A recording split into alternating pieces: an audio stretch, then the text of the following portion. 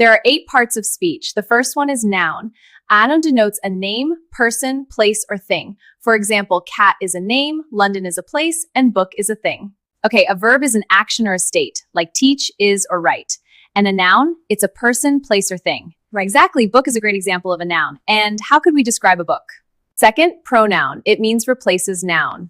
The noun denotes he, she, they, it. He means boy. She means girl. Fourth one, adjective. It describes a noun. Next, adverb modifies a verb, an adjective, or another adverb. So the adverb quickly describes how the action is done. Sixth one is preposition. It shows relationship, like in, on, but, because. At last, interjection. It shows strong intonation like wow or oh. Welcome. Today we'll learn the 8 parts of speech. Let's adjective describes a noun. An adverb modifies a verb or adjective. Practice daily and subscribe for more lessons.